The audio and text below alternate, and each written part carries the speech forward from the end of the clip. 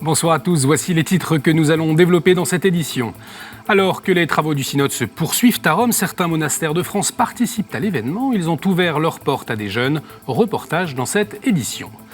Au Pakistan, c'est l'attente du dernier espoir pour Asia Bibi, première femme chrétienne condamnée à mort, accusée d'avoir insulté le prophète Mahomet. Précision avec la secrétaire générale de son comité de soutien. Non à l'euthanasie, oui au soulagement. Aujourd'hui, la Société française d'accompagnement en soins palliatifs a organisé son premier colloque international à Paris pour innover sur l'accompagnement des personnes en fin de vie. Samedi, le pape François a nommé les nouveaux membres du dicaster pour les laïcs, la famille et la vie. Et c'est une première puisque la majorité de ce dicaster est maintenant composée de laïcs. Parmi eux, quelques francophones, dont un couple français. Et l'ancien modérateur de la communauté de l'Emmanuel, Laurent Landette. Alors que l'on parle beaucoup de lutte contre le cléricalisme, il partagera sa vision de la place des laïcs dans l'Église. Et pour débuter cette édition, une nouvelle assez incroyable. Kim Jong-un, le dirigeant nord-coréen, invite le pape François à Pyongyang. Une information annoncée aujourd'hui par la Corée du Sud. Son président, Moon Jae-in, connu pour être catholique, a dit qu'il relayerait le message au pape François lors de sa prochaine visite au Vatican, les 17 et 18 octobre prochains. Une rencontre avec le pape dans le cadre d'une tournée européenne, notamment sur la politique de rapprochement des deux Corées et les dernières évolutions sur la péninsule.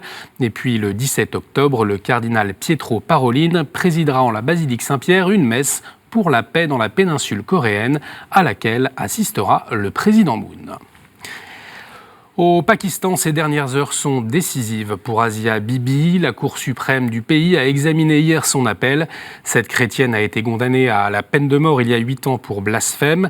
Mère de 5 enfants, elle avait été arrêtée dans son village en 2009, accusée par des femmes musulmanes d'avoir offensé le prophète Mahomet au cours d'une dispute. Hier, c'est son dernier recours possible qui a été examiné. Ses soutiens restent confiants. Hier, les juges de la Cour suprême, ils sont 17 au total, et bien 3 ont réservé leur jugement. Alors on ignore encore jusqu'à quand, ça va prendre sans doute quelques jours, ça ne prendra pas des années comme ça a pu avoir lieu les fois précédentes quand les procès étaient reportés, puisque là le procès a réellement eu lieu, mais il se trouve que ces 3 juges n'arrivent pas à statuer, si bien que la Cour suprême ne peut pas annoncer officiellement le jugement. Je suis plutôt optimiste parce que le simple fait que la Cour suprême ait accepté ce recours, ça correspond chez nous à la Cour de cassation, est accepté cet appel, ça voulait bien dire qu'ils avaient envie de prendre la mesure de cette affaire. Jusqu'à présent, finalement, les tribunaux ne voulaient pas trop s'en intéresser parce que, à la fois pour les juges, c'est risqué d'acquitter Asia Bibi parce que même risque d'être assassiné par les extrémistes religieux. Mais en même temps, ça montre aussi que la pression internationale qui a été exercée sur le Pakistan à travers le cas d'Asia Bibi porte ses fruits. Rien d'officiel encore, mais le pape pourrait se rendre à Madagascar prochainement. C'est en tout cas ce qu'a exprimé le cardinal Tsara Azana, l'archevêque de Tamatave, cet après-midi. Le président délégué du synode des jeunes a été interrogé lors de la conférence de presse quotidienne en marge du synode, et on l'écoute. Nous avons été chez le pape pour demander qu'il vienne nous voir à Madagascar. Nous, les membres du bureau de la conférence épiscopale de Madagascar, et nous sommes jurés de vous faire connaître qu'il va venir chez nous en 2019 pour nous rendre visite. C'est un encouragement pour tout le monde, et particulièrement pour les jeunes, d'entendre la parole du pape, de les encourager pour affronter la vie là-bas qui est dure. Et puis aussi, d'appeler tout le monde, comme j'ai dit tout à l'heure, à la conversion. Vraiment, si tous les chrétiens, je répète encore, vivent vraiment de la foi à Madagascar, on n'est pas comme ça. Donc il ne suffit pas d'être bon. L'église est pleine, pleine de jeunes, mais ça ne suffit pas. Il faut que la foi et la vie, il y a une cohérence. Une cohérence. Donc c'est ça ce que nous voulons que les papes nous encouragent. En attendant, les travaux du synode sur les jeunes se poursuivent. Après avoir travaillé une semaine sur les situations de la jeunesse à travers le monde, les premiers enseignements émergent, comme la nécessité d'un langage plus audible pour les nouvelles générations ou encore la réaffirmation de l'identité chrétienne. Les pères synodaux vont maintenant s'attaquer à la question de la foi et du discernement vocationnel des jeunes. Et en France, pour s'unir à cette réflexion, des monastères français ont ouvert leurs portes à des jeunes. Samedi, un peu partout dans le pays, ces derniers étaient invités à découvrir de plus près la vie monastique, une grande première à l'initiative du service des moniales et de la Conférence monastique de France. Reportage chez les Clarisses d'Arras. Ce samedi matin, ils sont une dizaine de jeunes à avoir franchi la porte du monastère des Clarisses à Arras. Âgés de 14 à 25 ans, ils sont venus pour une journée de découverte de la vie monastique. Donc vous pouvez monter, vous me suivez. Donc c'est sûr que les jeunes, ils peuvent se demander, mais bon, qu'est-ce qui se passe derrière ces murs ? Qu'est-ce qu'elles font à longueur de journée ? Est-ce qu'elles ne font que prier ? Et je pense que c'est important que nous, on soit ouvertes et qu'ils entendent aussi que nous, on est prêtes à les accueillir et qu'ils n'ont qu'à sonner à la porte. Les personnes ont certains préjugés au niveau des monastères, notamment, je ne sais pas trop comment expliquer, mais que c'est assez coincé, qu'on ne peut pas parler de n'importe quoi, alors qu'au final c'est totalement ouvert et on parle librement, sans être jugé. Une journée de partage qui s'inscrit pleinement dans la démarche synodale entamée à Rome par les évêques. Car au-delà du témoignage de vie consacré, l'accent est mis sur l'écoute de ces jeunes et leurs aspirations. Carlos a 18 ans et il se pose des questions sur sa vocation. Je me sens que le Seigneur m'appelle à quelque chose, mais je ne sais pas.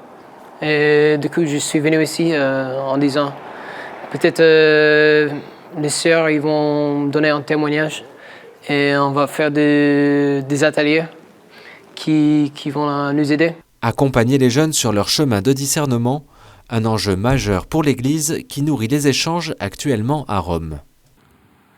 Le synode des jeunes à suivre tous les jours sur KTO avec un flash à 20h35, le journal du synode chaque samedi à 20h30 et puis une page spéciale sur notre site internet.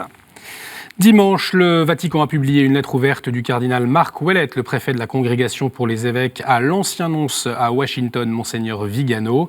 On se souvient de la lettre d'accusation de Monseigneur Vigano. Il remettait en cause l'intégrité du pape François dans sa gestion de l'affaire McCarrick, ainsi que sur certains points de doctrine morale.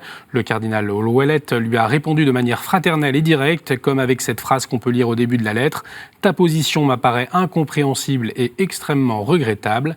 Décryptage sur cette lettre par le père Thomas Rosica, directeur de la chaîne Sel et Lumière au Canada et fin connaisseur de l'Église aux États-Unis. Le cardinal Ouellet était très au courant de ces accusations affreuses contre la curie et contre le pape. Il répond un point après un autre de la falsité, si on pourra dire, des accusations de l'ex-nonce aux États-Unis. Il a le souci que ce nonce est vraiment hors de tous les catégories possibles. Ce sont des actes blasphématoires que le nonce avait fait dans ses accusations. Et le cardinal parle avec lui comme un frère en disant « Je suis choqué, j'avais apprécié l'amitié qui existait entre nous », il a dit au commencement, mais qu'est-ce qui est arrivé que ce nonce est tombé dans la main et dans les mains des personnes politiques. C'est un jeu politique qui a essayé de détourner toute l'Église contre le pape. Et cette lettre nous aide beaucoup à comprendre comment les gestes, les accusations, les mots de l'ex-nonce sont complètement faux. Et puis samedi, le Vatican a publié un communiqué sur l'affaire McCarrick, justement. Une enquête a déjà été menée par le diocèse de New York avant 2017, mais le pape a décidé d'en ouvrir une plus approfondie qui accède aussi aux archives de la Curie romaine. La conférence épiscopale du Canada a publié vendredi de nouvelles directives pour lutter contre les abus. 69 recommandations signées par tous les évêques à l'issue de leur assemblée plénière la semaine dernière. Au cœur du document, l'attention aux victimes et des clés pour sortir de la culture du silence. On écoute le cardinal Lacroix, l'archevêque de Québec. C'est un appel aux fidèles catholiques du Canada pour la guérison, la réconciliation et la transformation. Depuis des années, nous travaillons sur ce document pour le mettre à jour, le renouveler, pour voir comment nous pouvons mieux répondre à ce défi d'accompagner les personnes qui ont vécu des situations d'abus sexuels, comment nous pouvons mieux nous former nous-mêmes et tout le personnel dans notre diocèse et nos diocèses au Canada.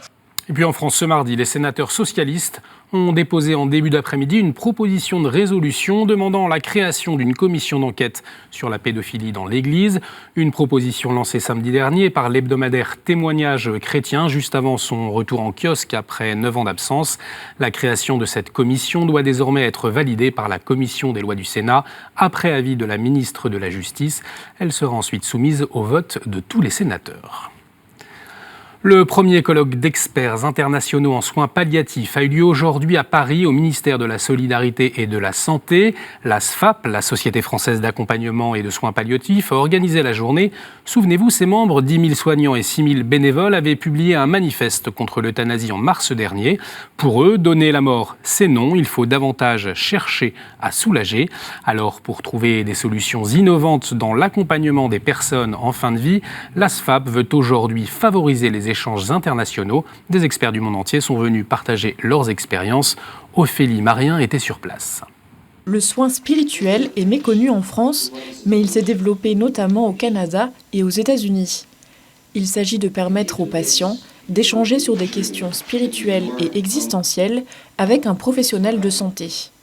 Un soin à part entière qui est la spécialité du professeur néerlandais Carlo Léger, vice-président de l'Association européenne pour les soins palliatifs. Ce mardi matin, devant 200 professionnels de santé, il a expliqué en quoi les soins spirituels sont bénéfiques pour les patients dont la vie a été bouleversée. Je crois que quand on voit ce qui est le soin palliatif, le spirituel est une dimension qui est là et qui a été là depuis des âges, depuis le début des soins palliatifs.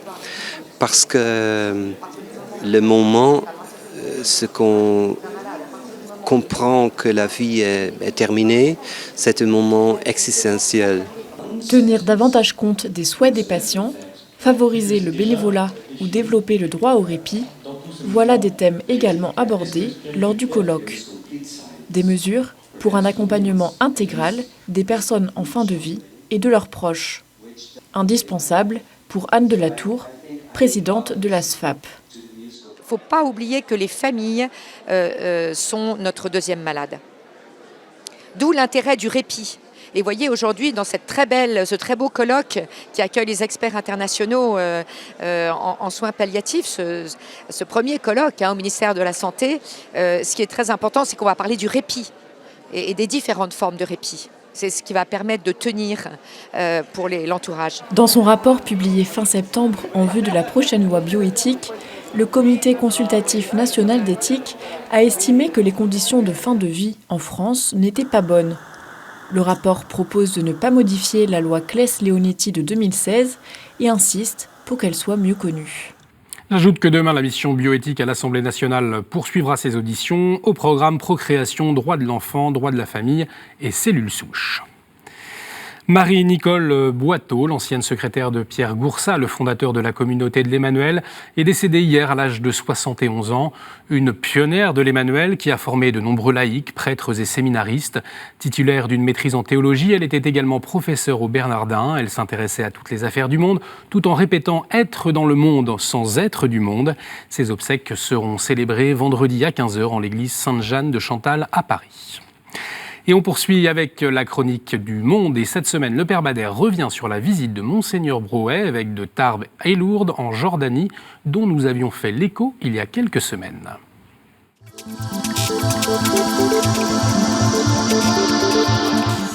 Le gouvernement comme l'église locale ont été ravis d'accueillir Monseigneur Brouet comme un visiteur, mais comme un pèlerin aussi qui vient en Jordanie pour prier, pour rencontrer les gens, pour rencontrer les chrétiens, pour rencontrer les musulmans, où on a eu une visite extraordinaire pour le grand mufti de Amman ou de la Jordanie.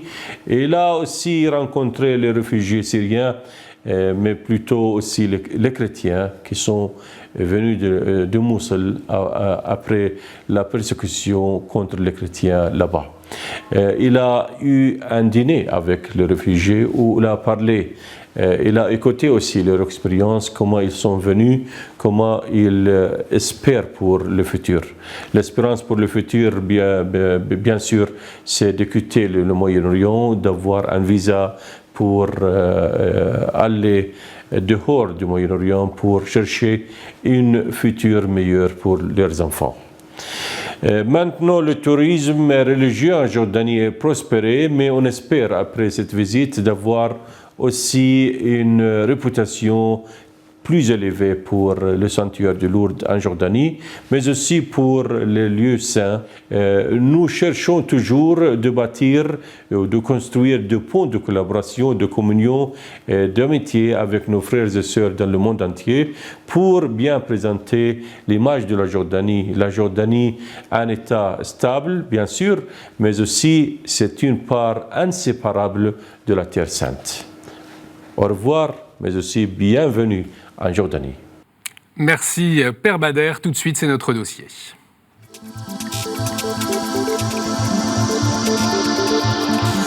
Samedi, le pape François a nommé les nouveaux membres et consulteurs du dicaster pour les laïcs et la vie. Et ce sont en majorité des laïcs que le pape a choisis, dont vous, Laurent Landette, bonsoir. Bonsoir. Alors, vous êtes engagé dans l'Église depuis de nombreuses années. Vous avez été notamment modérateur général de la communauté de l'Emmanuel, mais aussi consulteur du Conseil pontifical pour les laïcs au Vatican. Et depuis samedi, donc, vous êtes membre du dicaster pour les familles, les laïcs et la vie. Alors, une première question, en quoi consiste votre nouvelle mission ? Alors tout d'abord, il faudrait préciser ce que sont ces dicastères. En fait, les dicastères, ce sont des sortes de ministères du pape qui l'entourent et qui le conseillent dans divers sujets, et notamment en ce qui concerne ce dicaster-là, qui est un dicaster nouveau, qui a été créé par le pape François, puisqu'il rassemble l'ancien Conseil pontifical pour la famille, l'Académie pour la vie et le Conseil pontifical pour les laïcs. Donc en fait, on a aujourd'hui cette instance qui est un nouveau dicaster qui est chargé de conseiller le pape. Alors cette instance est aussi composée de membres qui participent à ce conseil et qui se réunissent 1 ou 2 fois par an en assemblée plénière. Et puis régulièrement, il peut y avoir aussi des demandes de conseil pour tel ou tel sujet. Voilà. Et alors, le rôle du membre, c'est de participer à ces assemblées, et puis aussi, donc, de transmettre d'une certaine manière tout ce qui peut être dit au niveau de ces instances, tous les travaux qui sont faits autour de la famille, autour de la vie, autour des laïcs, pour que, au niveau de l'Église locale, ce message soit bien répercuté, quoi. Alors, ce qui est notable dans ce nouveau dicaster, c'est la répartition. 7 cardinaux et évêques, 14 membres laïcs. C'est une première. Alors, c'est une évolution ou une révolution ? Alors, je pense que c'est une évolution. Regardons un petit peu l'histoire récente de l'Église depuis le Concile Vatican II, qui a vraiment promu une nouvelle place aux laïcs, notamment avec ce décret célèbre, Apostolicam Actuositatem. Et depuis lors, donc, le pape aussi, Jean-Paul II, avec Christi Fidelis Laici, aussi a donné vraiment, a affirmé l'importance de la présence des laïcs dans l'Église. Et puis Benoît XVI aussi, en disant des paroles très fortes, notamment en parlant des laïcs comme des collaborateurs de la mission. Et puis le pape François qui aujourd'hui fait ce pas nouveau en permettant que ce dicaster comporte aussi majoritairement des laïcs, puisqu'il s'agit aussi des laïcs. Voilà. Mais en même temps, je tiens à dire qu'il ne faut pas voir les choses en opposition, parce que ce n'est pas les laïcs qui prennent le pouvoir dans un dicaster. Il s'agit d'équilibrer les choses, mais nous avons besoin aussi du sacerdoce ministériel pour parler des laïcs. Un équilibre aussi que demandent les guides et scouts de France. Dans une tribune publiée par La Croix, ils demandent une conversion radicale d'une Église qui doit donner toute sa place aux femmes, aux jeunes, aux laïcs, y compris dans la gouvernance de l'Église de France. Alors, est-ce que c'est une bonne chose ? Oui, alors je trouve que c'est très intéressant. Et puis, dans le contexte dans lequel nous vivons, et vous l'avez rappelé aussi au cours de ce journal, c'est vrai que les gens sont troublés. Et les gens ont besoin de s'exprimer. Et alors ça peut être individuellement, mais ça peut être aussi des groupes.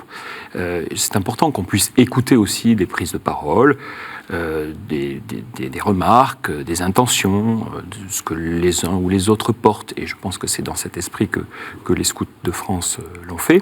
Ceci étant, ce qui est important, c'est que toute prise de parole soit une prise de parole qui construit, qui n'oppose pas, mais qui collabore justement à ce chantier que nous avons à mener et qui est en fait un chantier sur une longue haleine, mais où on aura besoin de tous. Mais au fond, est-ce que l'Église, ça peut être une démocratie ? Parce qu'on a le sentiment que c'est ce que certains demandent. Qu'est-ce que vous en pensez ?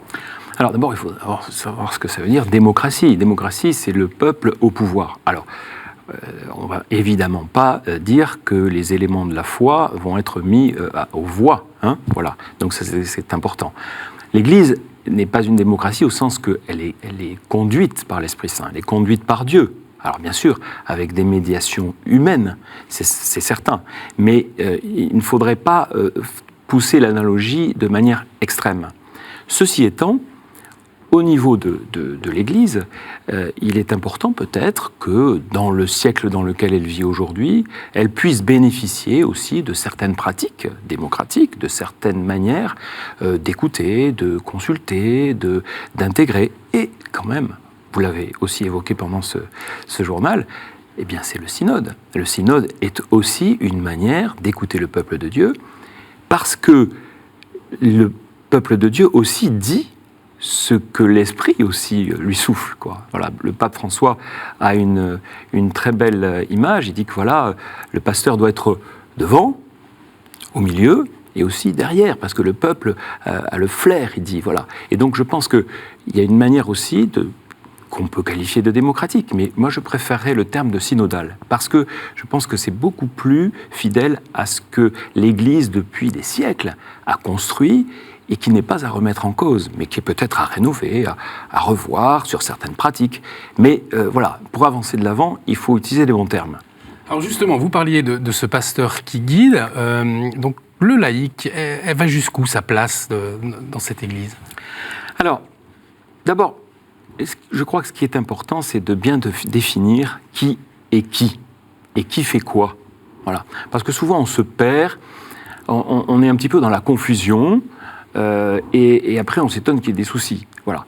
Moi, je crois qu'il faut bien définir ce qu'est un prêtre. Un prêtre, c'est quelqu'un qui, par appel, par grâce, se consacre et avec un cœur sans partage pour servir le Christ et servir chaque homme. En fait, un autre texte du Concile, Presbyterorum Ordinis, parle de service de l'humanité, de l'humanité nouvelle. Voyez. Donc c'est une belle mission que le prêtre reçoit, mais avec un cœur sans partage, dans laquelle il se donne complètement. Et c'est parce qu'il se donne à celui qui est tout, qu'il peut aussi tout donner. Voilà.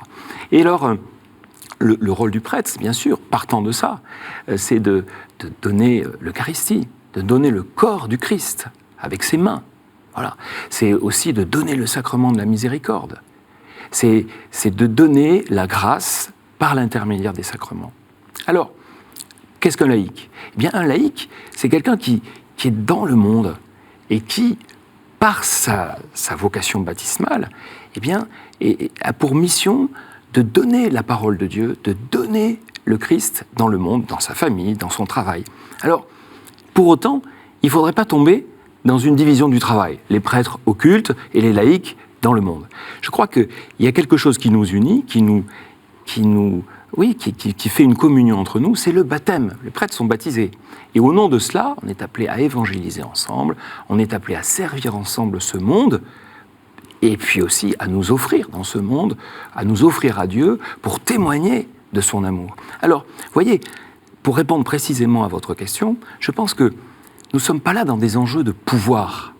Je crois qu'il faut renverser les choses et pour parler de service. Nous sommes dans une perspective de service et quand on a cette perspective-là, vous voyez, je pense que ça peut contribuer à apaiser les choses, à chercher aussi, parce que ce mode-là promu par le Concile est quelque chose de neuf, de nouveau. Voilà, c'est un renouveau en tout cas. Et je pense qu'il faut le chercher. Il nous reste quelques secondes, peut-être un dernier mot pour les téléspectateurs qui nous regardent. Comment ces laïcs peuvent aider leurs prêtres dans leur paroisse à retrouver toute sa place de prêtre? Alors d'abord, je crois qu'il faut encourager les prêtres, les soutenir. Vous savez, on n'a pas, encore une fois, comme je disais, le clergé d'un côté et les laïcs de l'autre. Voilà, je crois qu'on est appelé à faire communauté. Voilà, la question que nous sommes appelés à nous poser ensemble, en Église, c'est sommes-nous prêts à une véritable vie de communauté simple et joyeuse, où les laïcs comme les prêtres, nous nous soutenons ensemble dans cet appel à la sainteté, dans cet appel à suivre le Christ, mais aussi cet appel à rejoindre le monde ensemble, non pas dans la méfiance, dans la division, mais en manifestant cette unité pour que le monde croie, pour que le monde puisse dire « voyez comme ils s'aiment ». Vous voyez, c'est ça la mission des laïcs et des prêtres, ensemble. Ne séparez pas les uns et les autres. Merci beaucoup, Laurent Landais, d'avoir accepté notre invitation. Et puis, pour ceux qui veulent aller plus loin, je rappelle votre livre « Dieu fait toutes choses nouvelles », disponible aux éditions de l'Emmanuel, où vous abordez justement ce thème-là. Merci à vous de nous avoir suivis. Cette émission est à revoir sur notre site internet www.ktotv.com. Réagissez également avec le hashtag à la source. On se retrouve jeudi. Excellente soirée sur KTO.